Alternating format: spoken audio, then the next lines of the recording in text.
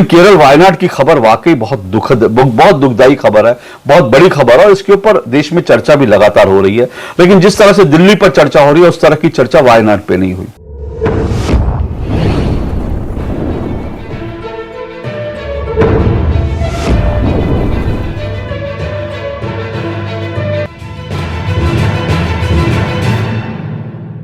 भारत के आम जीवन में यानी रोजाना के जनजीवन में राजनीति कुछ इस कदर हावी हो गई है कि भारत में जब कोई बड़ा हादसा होता है ना, तो हमारी पॉलिटिकल पार्टियां, हमारे नेता वो आपदा में भी राजनीति के अवसर ढूंढ लेते हैं।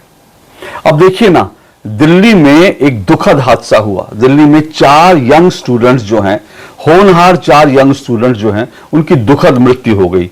क्यों? क्योंकि दिल्ली का सिस्टम जो है वो सड़ा गला है। लेकिन जब ये 4 मृत्यु हुई तो उसके बाद जो है उस पर राजनीति शुरू हो गई। आम आदमी पार्टी जो ये कहती है कि हमारे पास, पहले कहती थी कि हमारे पास सरकार नहीं है, जब उनके पास दिल्ली की सरकार आ गई तो कहा हमारे पास एमसीडी नहीं है, जब एमसीडी आ गई, सरकार उनकी, एमसीडी उनकी, और साथ साथ तमाम जो बिजली के और साथ साथ पानी के विभाग हैं वो सब विभाग आम आदमी पार्टी के अधीन है। तो अब वो कह रहे हैं कि अफसर हमारी नहीं सुनते, हम क्या करें।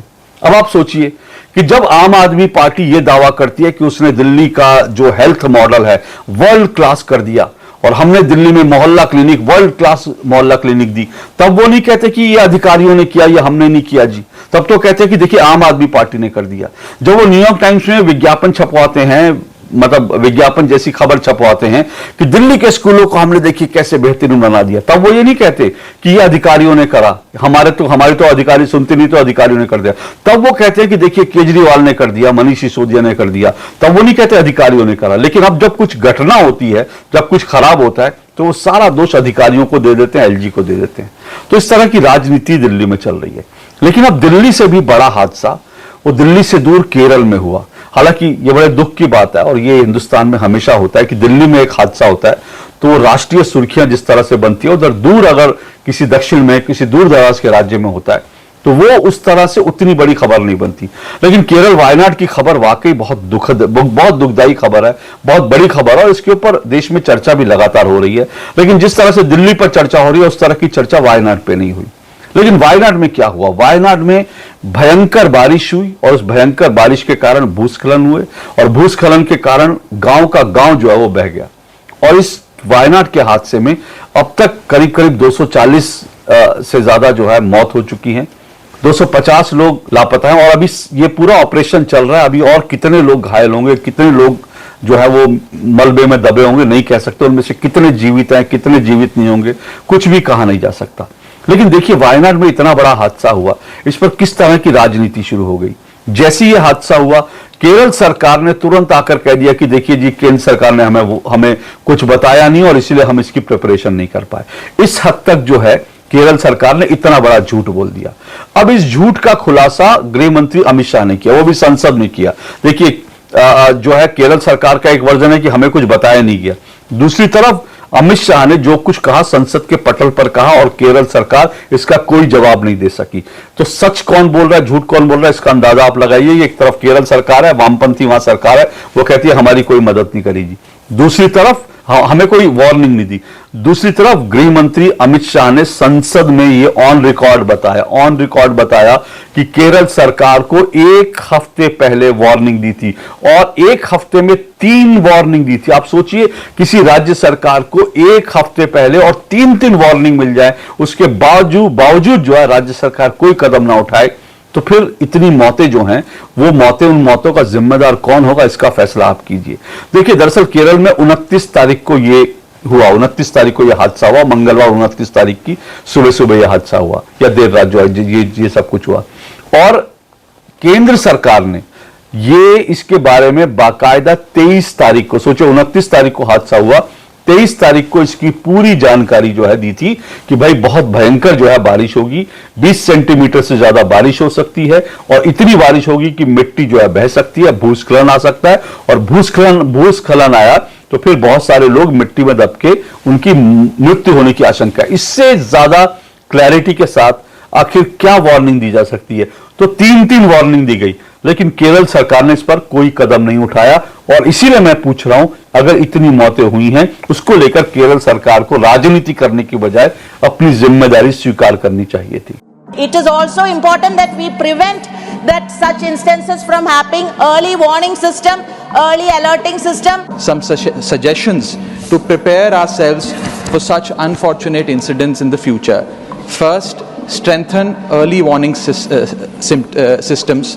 With so much of technology at our command, I think can we broad-based our disaster preparedness, disaster prevention. There has to be a system that pre-warns you about this particular kind of a disaster and catastrophe. Wake up to reality. Early warning early warning early warning early warning बोलते ही गए। अंग्रेजी में जितने भी गंभीर प्रकार के शब्द है अपने भाषण में डालकर इसको बताया गया। मैं सदन के सामने स्पष्टता करना चाहता हूं, 23 जुलाई को केरल सरकार को अर्ली वार्निंग भारत सरकार की ओर से दी गई थी। 23 जुलाई, 7 दिन पहले, फिर 24 को गई, फिर 25 को गई, 26 तारीख को मान्यवर ये कहा गया कि 20 सेंटीमीटर से ज्यादा वर्षा होगी, भारी वर्षा होगी, लैंडस्लाइड होने की संभावना है, मड भी रस होकर आ सकता है और लोग इसके अंदर दबकर मर भी सकते हैं। इस देश में कई राज्य सरकारें ऐसी हैं जिन्होंने इस प्रकार की वार्निंग का उपयोग कर जीरो कैजुअलिटी डिजास्टर मैनेजमेंट किया। मैं उड़ीसा राज्य सरकार के लिए भी, उस वक्त हमारी नहीं थी, नवीन बाबू की थी, हमने 7 दिन पहले साइक्लोन का अलर्ट भेजा, सिर्फ एक व्यक्ति मारा गया, वो भी गलती से मारा गया। गुजरात सरकार को हमने साइक्लोन का अलर्ट 3 दिन पहले भेजा, एक पशु भी नहीं मरा था। जो घिसे पीटे शब्द यहाँ लेकर आए हैं और डिमांड ही करते जा रहे हैं। अर्ली वार्निंग सिस्टम है, भारत सरकार ने 14 के बाद अर्ली वार्निंग सिस्टम के लिए 2000 करोड़ रुपया खर्च किया है और इसको साझा किया जाता है। मान्यवर, 7 दिन पहले हर राज्य को सूचना भेजी जाती है और वो सूचना साइट पर सबके लिए भी उपलब्ध है, माननीय सांसदों के लिए भी उपलब्ध है। और कुछ लोगों को है कि यहाँ की साइटें खोलते ही नहीं, विदेश की ही खोलते हैं, तो विदेश में तो इसकी अर्ली वार्निंग सिस्टम आएगी नहीं, हमारी साइट देखनी पड़ेगी। मान्यवर, अब केरल में जो हादसा हुआ उसके बारे में भी न सिर्फ अर्ली वार्निंग दी गई थी, बल्कि वहां पर जिस तरह से अवैध निर्माण, ये जो कुछ हुआ उसके कारण बहुत सारे अवैध निर्माण, वहां रिजॉर्ट बन रहे थे, वो सब चीजें हैं। जैसे दिल्ली में हुआ ना, अवैध निर्माण कर दिया, नाले ढक दिए, पानी की निकासी के रास्ते बंद कर दिए, बेसमेंट में अवैध लाइब्रेरी शुरू कर दी। जैसे दिल्ली में हुआ था वही जो है वो केरल में भी होता है। वहां पर भी अवैध निर्माण चल रहा था और उसके कारण बहुत सारी जो है चीजें ऐसी की गई जिसके कारण यह हादसा हुआ। लेकिन इस पूरे मामले में बड़ी बात क्या, बड़ी बात अब इसको लेकर के जो मैं बोलने जा रहा हूं वो ध्यान से सुनिएगा। सवाल यह कि आज भी केरल के सांसद कौन है, आपको मालूम है? केरल के सांसद राहुल गांधी, आप अच्छी तरह से जानते हैं, दूसरी बार लगातार यहां से जीते हैं, बड़े विशाल मार्जिन से वो जीते हैं। मुस्लिम लीग का समर्थन था और इसलिए बड़े लंबे बड़े मार्जिन से जो है राहुल गांधी जीते हैं। तो पिछली बार तो राहुल गांधी केरल के सांसद थे और उनके ऊपर यह आरोप लगाया था, उनकी सहयोगी पार्टी, और किसी ने नहीं बल्कि उनकी सहयोगी पार्टी जो है लेफ्ट ने कहा था कि इन्होंने केरल के बारे में कोई सवाल नहीं उठाया संसद में, केरल को लेकर वहां पर वायनाड में जाते नहीं, वायनाड पर कोई सवाल नहीं उठाया, वायनाड की ने कोई चिंता नहीं है, ये राहुल गांधी की सहयोगी पार्टियों ने कहा। और राहुल गांधी ने वास्तव में संसद के अंदर वायनाड को लेकर कोई सवाल पूछा ऐसा मुझे याद नहीं आता। अब ये वहां अवैध निर्माण हो रहे थे, राहुल गांधी एक सांसद के तौर पर उन्हें इन सब चीजों को देखना चाहिए था, लेकिन राहुल गांधी ने कितना देखा इसका अंदाजा आप जो उनकी सहयोगी पार्टी है उनके बयानों से अंदाजा लगाइए। लेकिन अब देखिए कि राहुल गांधी इस बार दोबारा जीते, दूसरी बार जीते। अब इस बार वो 2 सीटों से जीते हैं, 2 लोकसभा सीटों से जीते, केरल से जीते, रायबरेली से जीते, वायनाड और रायबरेली 2 सीटों से जीते। अब उन्होंने ये ऐलान कर दिया कि वायनाड छोड़ेंगे, लेकिन वायनाड छोड़ने के बावजूद वायनाड से सांसद अब कौन बनेगा, चुनाव कौन लड़ेगा, वो उनकी बहन प्रियंका गांधी वाड्रा लड़ेंगी। यानी पूरी तरह से वायनाड जो है उनको भी पारिवारिक सीट बना दिया है कि राहुल गांधी नहीं तो प्रियंका गांधी वाड्रा, तो उसको भी एक जो है अपने परिवार की सीट बना दिया है गांधी परिवार ने। तो परिवार की सीट तो बना दिया, लेकिन परिवार की तरह क्या वायनाड के लोगों की चिंता है आपको? सवाल तो ये है, अगर आपकी पारिवारिक सीट है, उसको आपने पारिवारिक सीट समझ लिया, इतना वहां के लोगों पे भरोसा है और लोग वहां पर आपको भरोसा है तो लोग आपको वहां मतलब झोली भर भर के वोट दे रहे हैं, लेकिन उसके बावजूद आप वहां लोगों को क्या दे रहे, सवाल पूछा जाना चाहिए। क्योंकि राहुल गांधी और प्रियंका गांधी वाड्रा दोनों ट्वीट करते हैं वायनाड पे। अब क्योंकि वहां के सांसद हैं, एक वहां के सिटिंग सांसद हैं, एक वहां की होने वाली सांसद हैं, तो इसलिए दोनों ने बड़ा दुख जताया कि वायनाड में ऐसा हो गया, ये हो गया, वो हो गया। और हम आपके साथ हैं।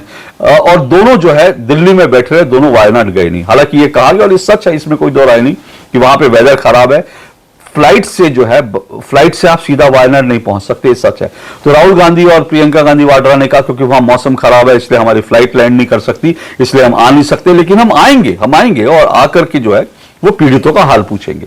तो ये आकर पीड़ितों का हाल पूछेंगे आप, जब सब कुछ खत्म हो जाएगा तब आप जाएंगे, पीड़ितों का हाल पहुंचेंगे। वेदर खराब है, फ्लाइट सीधी नहीं जा सकती, लेकिन हमारे रिपोर्टर्स वहां लगातार पहुंच रहे हैं, देश भर के रिपोर्टर्स पहुंच रहे हैं। दिल्ली से हमारा रिपोर्टर वायनाड पहुंचा है और अभी भी ग्राउंड पर है, क्योंकि जाना हो तो फिर उसके रास्ते बहुत सारे हैं। आप फ्लाइट से जो है सीधा वायनाड तक नहीं जा सकते, लेकिन आप त्रिवेंद्रम तक, तिरुवनंतपुरम तक जा सकते हैं फ्लाइट से, या कहीं और जो है जहां तक संभव हो वहां तक फ्लाइट से जाकर के आप बाई रोड भी जा सकते हैं। तो जाना चाहे तो रास्ते बहुत हैं, उसमें कोई दिक्कत नहीं अगर आप इतने चिंतित हैं।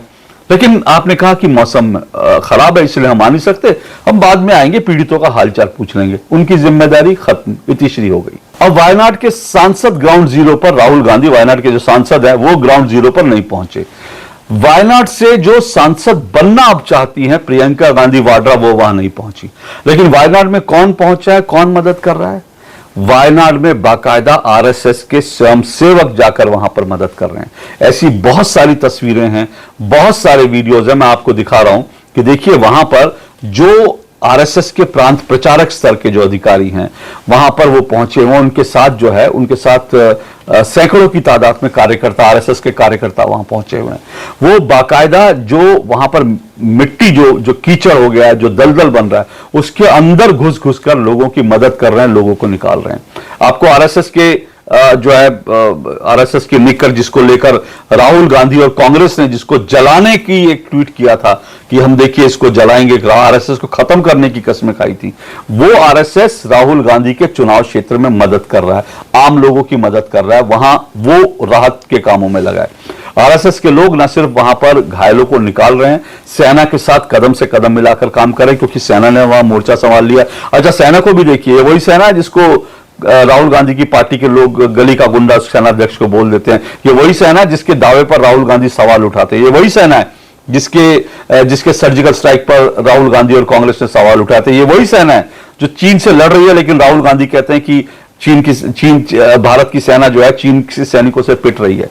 तो ये वही सेना है जिसको लेकर बार बार कांग्रेस और राहुल गांधी सवाल उठाते हैं। लेकिन सेना वायनाड में अपना काम कर रही है, सेना के जवान वहां लगातार राहत का काम कर रहे हैं, और साथ साथ खाकी नेकर पहने संघ के जो स्वयंसेवक हैं वो लगातार वहां काम कर रहे हैं। राहुल गांधी और प्रियंका गांधी वाड्रा नहीं है, लेकिन संघ काम कर रहा है। और ये भी याद दिला दूं, ये वो संघ है जिसको आरएसएस है, जिसको राहुल गांधी और कांग्रेस के लोग आतंकवादी संगठन कहते हैं, जिस पर बैन लगाने की बात करते हैं। हालांकि बैन अब नहीं लगा सकते, कोर्ट का आदेश है, सरकार ने बैन हटा दिया, और मध्य प्रदेश हाईकोर्ट का जो फैसला है वो वास्तव में बड़ा गजब का फैसला है। तो अब जो है कोर्ट ने जिस तरह की टिप्पणी की, उसके बाद किसी सरकार की ऐसी हिम्मत नहीं होनी चाहिए, दुस्साहस नहीं करना चाहिए, आरएसएस पे बैन लगाएगी तो फिर उसे मुंह की खानी पड़ेगा।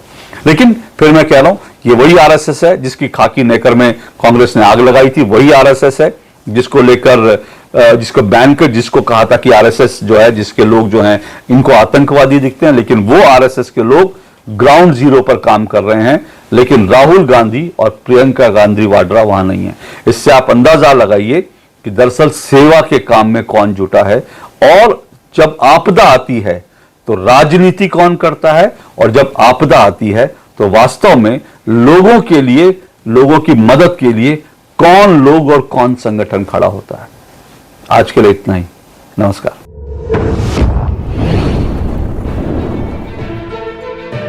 you